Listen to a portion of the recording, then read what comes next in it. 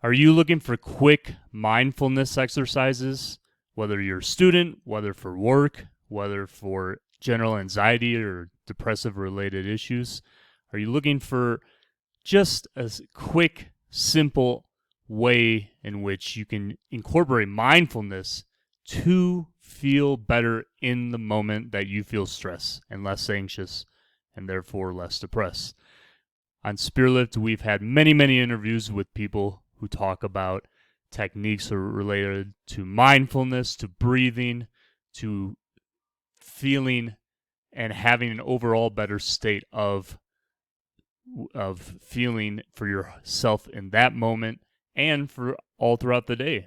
There are so many different types of interviews I've done with people who specialize in this, and I would encourage you after watching this to go and check it out.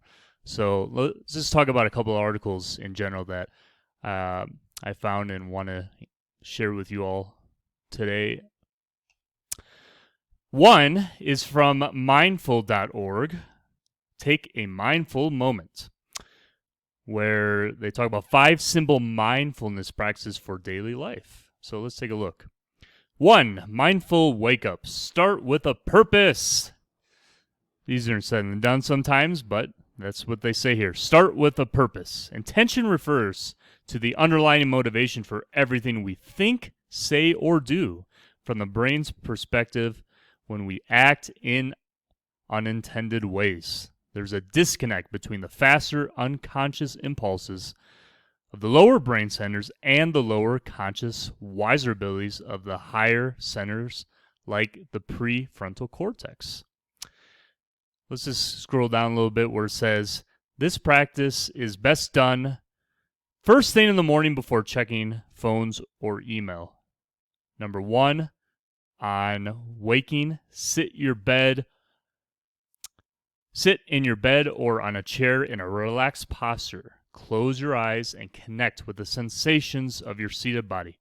Make sure your spine is straight but not rigid. Number 2, take 3 long, deep, nourishing breaths. Breathing is through the nose and out through the mouth. Then let your breath settle into its own rhythm as you simply follow it in and out, noticing that the rise and fall of your chest and belly as you breathe.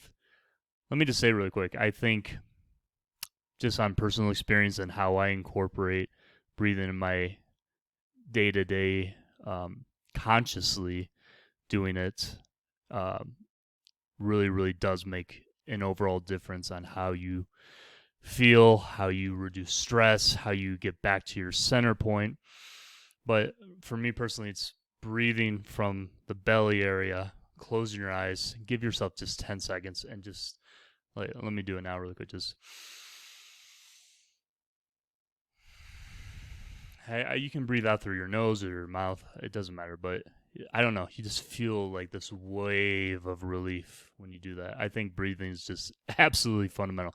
So if anything I'm going over in this article and the next one that you take away from this, find more about breathing. Check some of the other videos we have on SpirLift where we do talk about this and see how breathing can really change your life. For me personally as well, Wim Hof has been an awesome way of incorporating his methods, not so much the cold shower part, but at least the breathing part, and his way of teaching and the way it is so fun to do as well really makes it enjoyable. So, it's good for your overall state of being and your health. So breathing is fundamental. So let's get back to this article.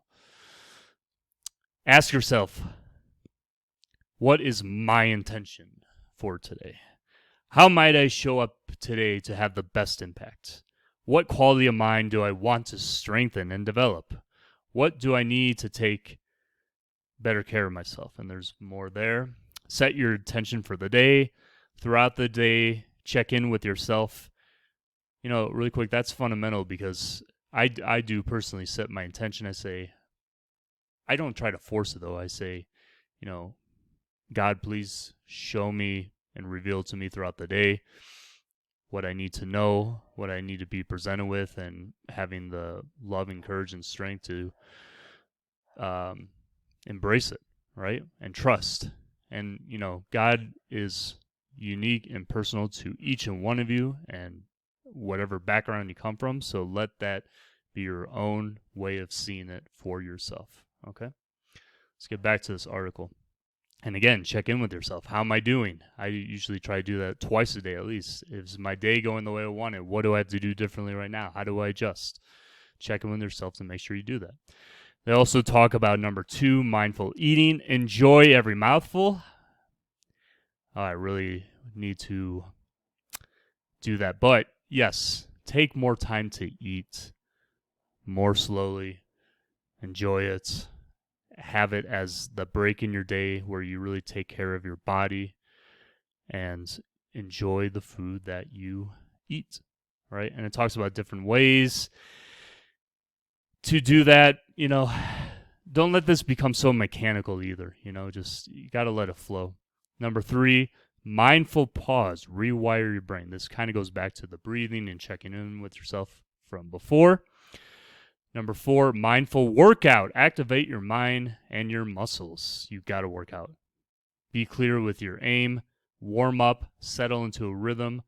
Challenge yourself. Cool down and rest. So you can go through that in more detail when you have the chance. And lastly, mindful driving. Drive yourself calm, not crazy. I used to love to, when I was living back in the U.S., really just go drive in the countryside, really clear my mind, listen to some good music, unwind, just enjoy what I was listening to and smell the country air, the dairy air. Driving can be a really, really, really, really enjoyable thing to do. So if you find that's a good outlet, definitely do that. I would highly encourage. So let's go to this other article so you can look at that all when you get a chance. This one is from Healthline. This has 30 mindfulness activities to calm at any age. Wow, at any age. Not going to go through all of them in that much detail. You can look at it when you get the chance. It's myhealthline.com, health, mind, body, mindfulness activities. So take a look there. But I'm just going to point out a few that I see in this article in general. Walking meditation. Walking meditation is exactly what it sounds like, a form of meditation you practice while walking, often in a straight line or a circle. You can do it almost anywhere, whether you're walking to work, taking a stroll around the neighborhood, or hanging out with your kids in the park, if you have kids. Mindful driving, we already talked about that. Single tasking. You likely correctly guessed what single tasking is. The opposite of multitasking. All it requires is showing up fully to whatever tasks you're working on. If you're working on the computer, focus on the tasks at the time. As much as you may want to close the browser tabs that aren't relevant to the project you're working on, this can help free up mental space and even create laser focus. I think that is... Sometimes you can single test, sometimes you can, depends on what's going on, but I believe this could definitely be a good thing to incorporate depending on how your life is. Mindful eating, mindful gardening. I would love to do this more, but I live in a very big condensed city and it's not as possible to do. But if you're able to garden, that can be very, very therapeutic. So they talk about mindful gardening. And then they talk about mindfulness activities for kids. 5 senses scavenger hunt. Most kids love a scavenger hunt. I mean, I still do. And this one is specifically designed to encourage mindfulness by engaging all the senses. Wow. So you can take a look at that as well in more detail. Monkey see, monkey do. This is a great mindfulness game to help kids increase body awareness and think about how they move in space. As the adult, take on the role of the monkey and lead the kids through different positions. Try to shift your weight in unexpected ways, like standing on one foot, getting on all fours, or sticking one foot up in the air. Ask the kids what it feels like to be in each position. Is it hard to balance, or does it give them a big stretch? Let it be silly. They have another one called dragon breathing. You can read more about that. Bubble blowing. I mean, I'm going to do all these for myself, actually. These all sound so much fun. more fun than what I do. Calm cards.